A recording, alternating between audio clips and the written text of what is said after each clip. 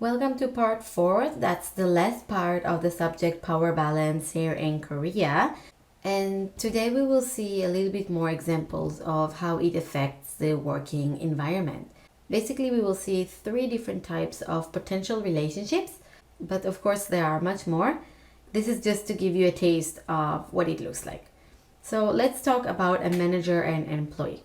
So traditionally, the manager will be the powerful side over the employee.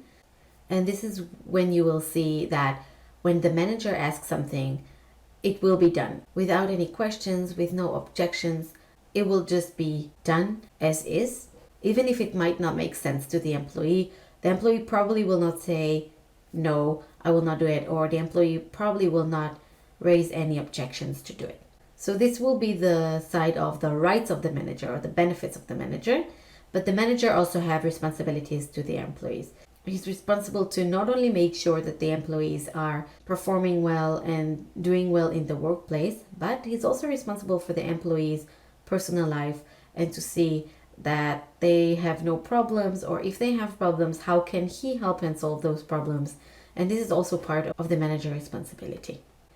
Another place we can see it is with interns, as interns considers the lower part of the hierarchy, but also the weaker part of the power balance in the workplace. Hence, they will do all the tedious work and some work that might not really be related to their internship, to print, to copy, to write emails, all those different things, usually administrative things that might not necessarily be related to their internship.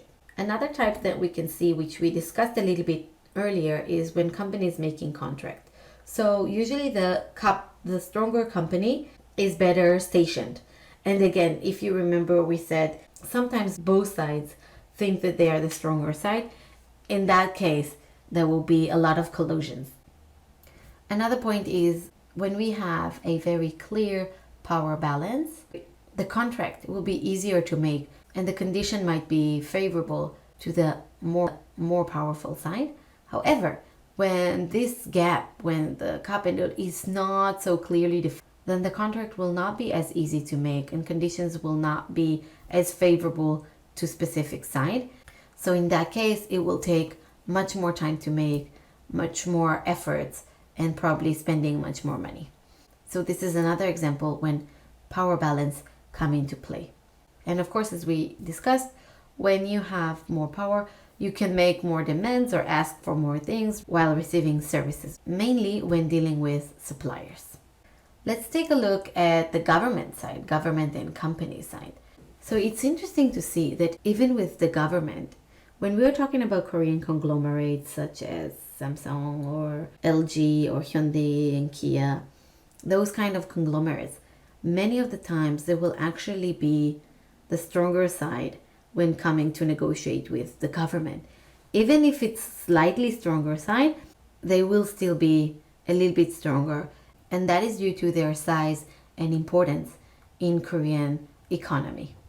Other than that, government is usually really the ultimate cup.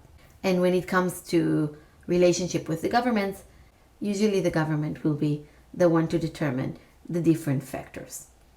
Again, relationship with the government is very important because the government is the ultimate cup. So when a company has a very strong and good relationship with the government, they are making the balance, or they're making the gap between the powerful side, which is the government, and the weaker side, which is the company, a little smaller.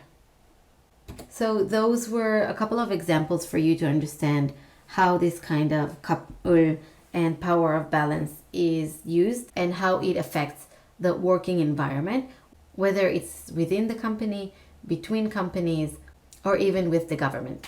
And with this, we will also conclude this subject, power balance.